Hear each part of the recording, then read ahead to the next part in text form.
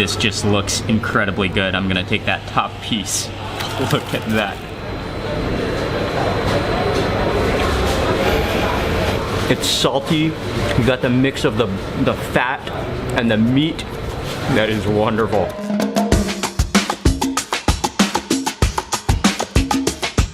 Good morning, everyone. It's Mark Wiens with migrationology.com in Rome, Italy. We just got off the metro at Piramide station and now walking over to Testaccio market, which is not too far away from here. There should be some amazing food there.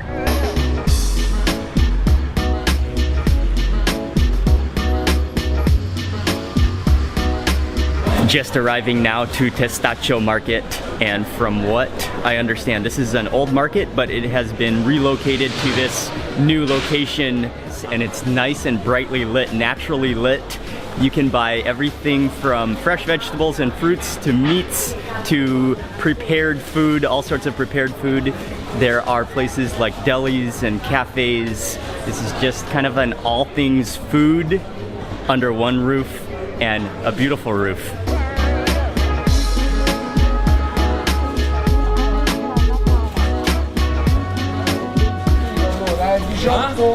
Okay. Okay. Poi per incantata, that's all. That's all, thank you. Grazie, thank you. Ying and I saw the beautiful fruit, especially the cherries and the grapes, and had to get some. Although all the fruit looks really, really good. You just gotta see this whole stock of green grapes I just bought. Oh yes. Grapes are just an amazing thing. A whole vine of them. Grapes, grab a couple. Wow. Those are incredibly juicy. There's just a little bit of bitterness from the seeds that are still in it. Oh wow, those are good.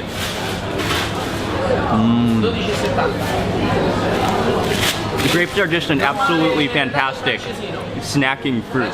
You can just sit here and just eat a whole vine of grapes. And they're just perfectly bite-sized as well. And the same goes for cherries. Perfect little bites of delicious fruit.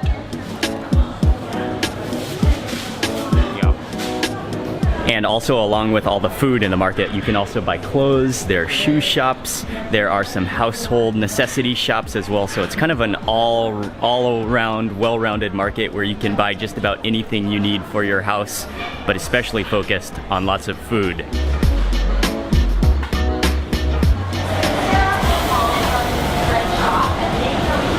Hello. Panini con picciapo. For my first thing to eat, I have come to a stall, and he specializes in all sorts of different Roman dishes inside of a sandwich, a panini sandwich. And so I ordered off the menu. It's called panino con picciapo, and I think it's a type of meat which is braised in tomato sauce. He does have some stools here that you can sit right in the market and enjoy, and this is a lovely place. So yeah, come get a close-up view of what's inside of this. Oh yeah, that bread feels wonderful.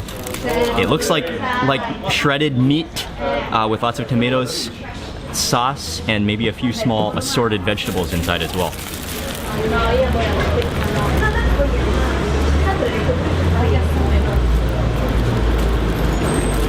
Oh yeah. And that's like I think it's beef. It's like a stewed tomato beef filled into a bun, bread.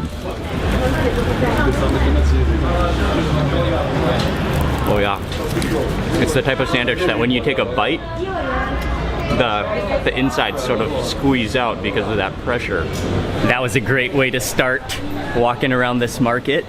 And now we are off to go find something else. But what I'm already loving about this market is how friendly it is and how wide open the aisles are. And I also love this natural light. It gives it such a charming feel to it. And yet it's not too busy. Maybe it's the time I'm here. And it's just friendly and relaxing. Lots of space, good food, a fantastic place to just walk around and explore.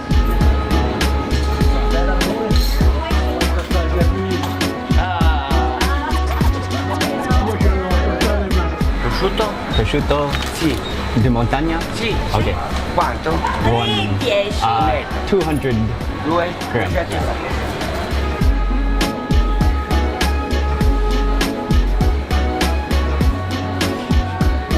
For my next stop, I have come to a place called Enzo and Lina, and they are especially known for the prosciutto, as well as, it's kind of a whole deli. I saw people in front of me were ordering full sandwiches, choosing their meat, and then slicing it up and then putting it into bread with cheese and some pickles. And the owners are extremely nice and friendly. And I noticed what I really liked about them is that when I was standing up front at the counter, they were conversing with all of their customers and chatting and having a good time while serving food.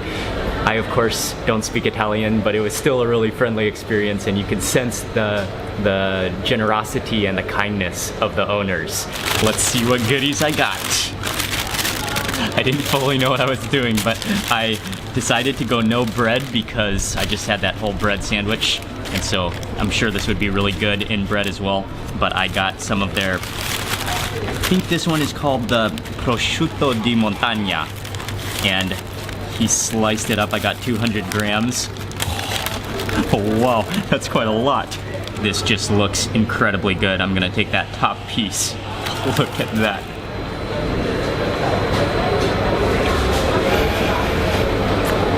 Yeah, that's marvelous. Cured pork. It's salty. You got the mix of the fat and the meat. That is wonderful. And in addition to this, I also got a little packet of the fresh mozzarella bufala. And it's a little ball, and then he sliced it into pieces for me. Oh, that texture. Oh, the softness of that.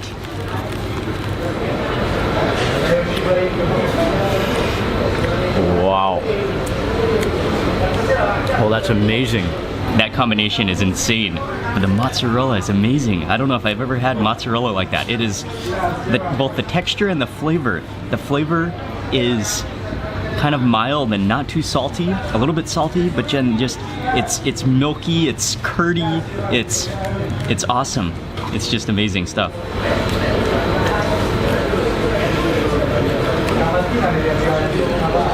It's like milk gushes out when you start chewing. Another piece of this. This is actually a lot of meat. Yeah. It's very, very rich, so it would go good with bread, that's for sure. They were so friendly and so nice there. I wish I could speak Italian to talk to them more, but that was fantastic. The mozzarella in particular really blew me away. That mozzarella was insane. Can I have the pepper, apple, lemon juice? Okay. This one, please. Small, medium, or large? Medium, please.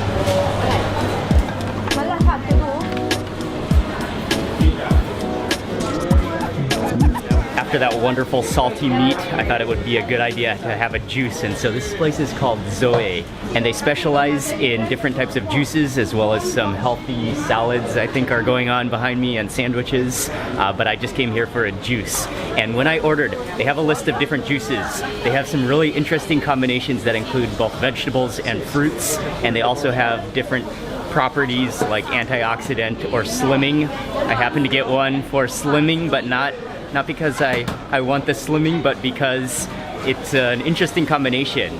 And so it is a combination of green apple and lemon, and also pepper.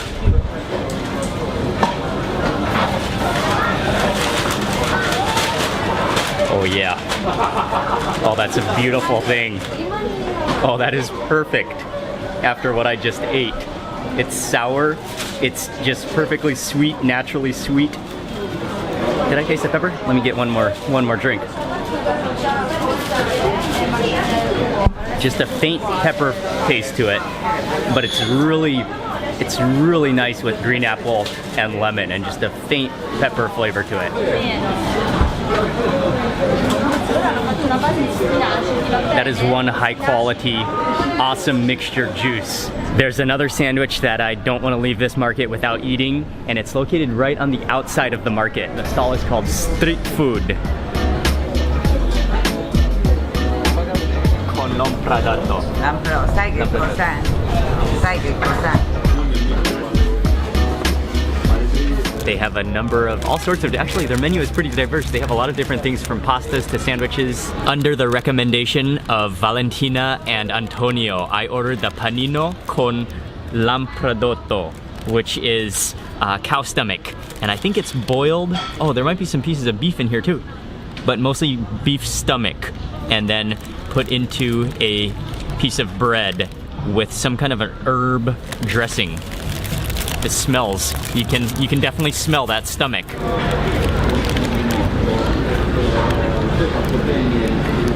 That stomach is definitely jiggly in texture, but it's wonderful within a sandwich because the bread is gummy and crusty, and then just with that soft, kind of chewy, gelatinous stomach in there.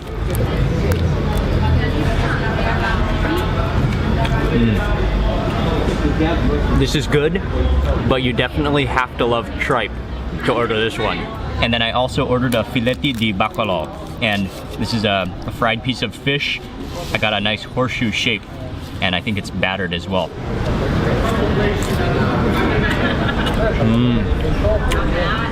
That's really good. It has a very thick batter.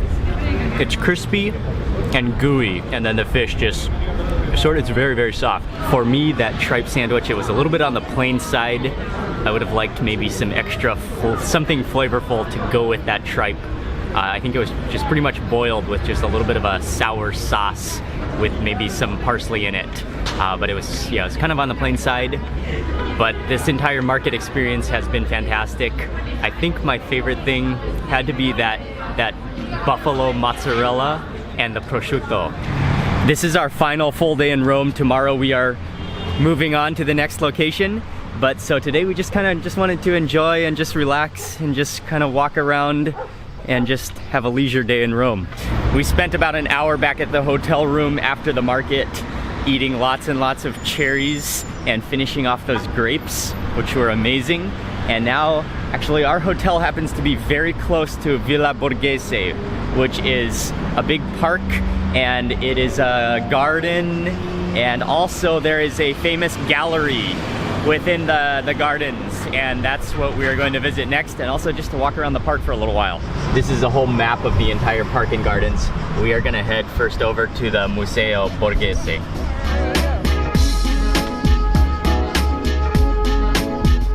The big evergreen trees are cut, all the branches are cut off, so it just has like a little hat on the top. Oh, there's a train, I didn't know that.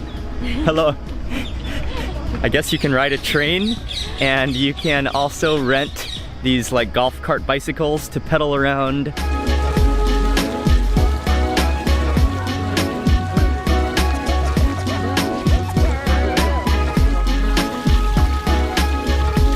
Just about a 10-minute walk through the park, and we have arrived to the Villa Borghese, which is now called the Gallery Borghese, and it's a museum. I previously, actually just yesterday, I booked my tickets online, and you have to book online. I don't think you can just walk up and get your ticket.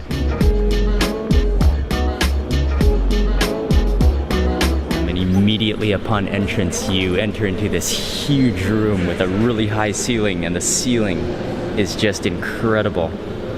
And this is a former mansion, a villa, which is now turned into a museum. It's a gallery with many important paintings and sculptures, and I know especially there are some paintings by Raphael and also by Caravaggio.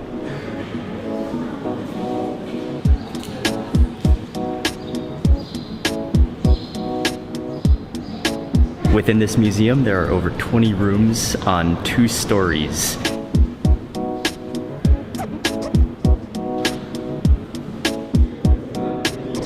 You can choose to rent an audio guide to walk you through this museum, But they also, in every one of the rooms, they have these big laminated cards that you can read information, and you can read about the room and also read about the different things that are within the room. So that's very helpful to guide yourself through this museum. Right now I am in the Gallery of the Emperors, and then above me on the ceiling is Domenico de Angelis, the Triumph of Galatea.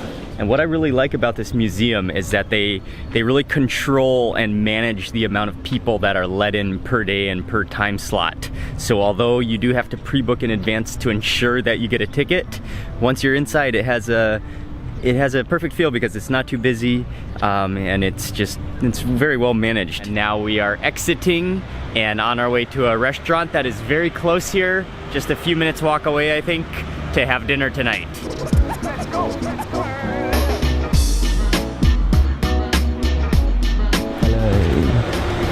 Thank you. Two?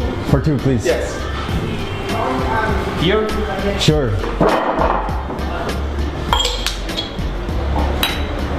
Thank you. This is a real classic restaurant. It has been here since 1913, and you can just tell how do you say the name of this restaurant? Fiaschetteria Marini. Fiaschetteria. Fiaschetteria. Fiasco is a bottle. Oh, okay. This is the fiasco. It's typical Italian bottle. And it's from Toscana. Okay. From Tuscany. And that's what the restaurant is named after? Yes. Fiaschetteria because 100 years old we have all this. Okay. Fiaschi. Okay. And this restaurant has been here since 1913? Yes. My generation is the fifth generation. So it's all your family? Yes, all my family, yes. You're the fifth? Wow. Oh, wow. Very cool. Thank you. Yes, thank you.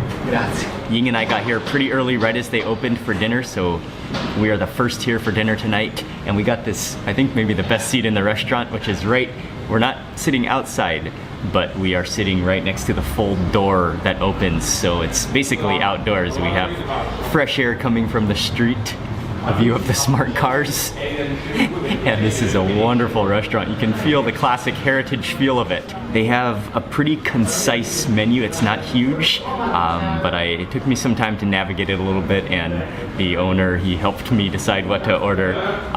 So ordered a couple of different dishes, but I like how it's not too huge of a menu. It's very manageable, and you know that they're gonna prepare the dishes with expertise. You know that a restaurant is a classic when the theme color is mustard green. Thank you. Thank you. Buon appetito. Thank you. First course has arrived. Got two different pasta dishes. This one is the gnocchi, and this is a potato pasta, little nugget-sized potato pasta. It looks very cheesy, and I think this is also the cured pork cheek. I'm gonna start with this.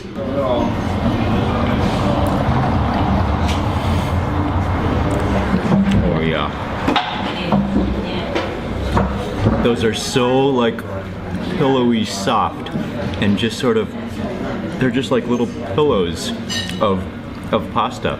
That is marvelously good, and it is very rich and very cheesy, and then those little bits of salty cured pork. And then, but what's really amazing is how the gnocchi just sort of, they're so soft and yet like so smooth that they just sort of just straight up blend into that cheese sauce. Yeah, that is a richly delicious dish. And they're so rich and so soft, but at the same time, gnocchi is very dense.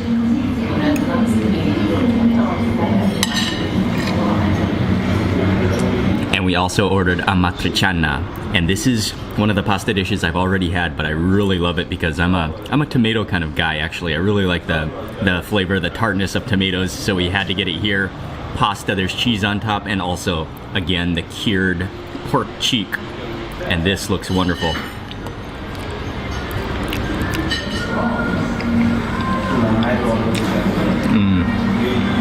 Yeah, and I love the cheesy pastas, but I'm really a tomato pasta kind of guy though. I love that tartness and the flavor that the tomatoes provide. In contrast to the gnocchi, which are just completely soft through and through, this pasta is very al dente, and has a lovely like chewy texture to it. It's fantastic. It's really good. Just a little bit, I like how they sprinkled on just a little bit of cheese, but not, they didn't overdo it on the cheese. Let's get a close-up look at this sauce and also that pork cheek.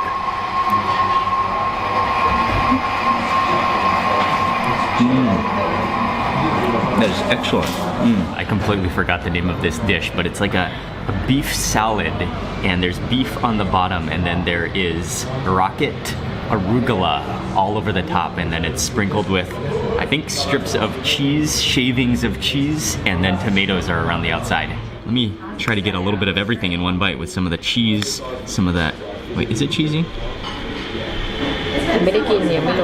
With some of the, a little bit of everything in one of those tomatoes, beautiful little tomatoes.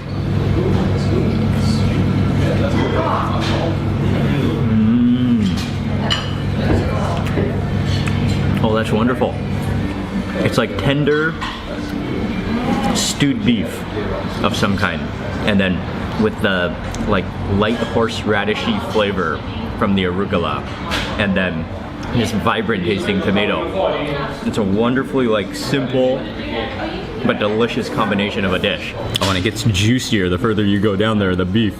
Oh, wonderful. The tomatoes are absolutely amazing.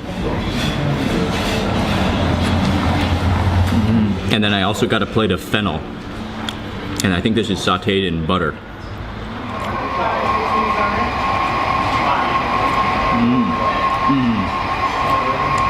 Really soft, kind of like cooked cabbage, but then you can taste a little bit of that fennel flavor, and it almost has a caraway flavor to it.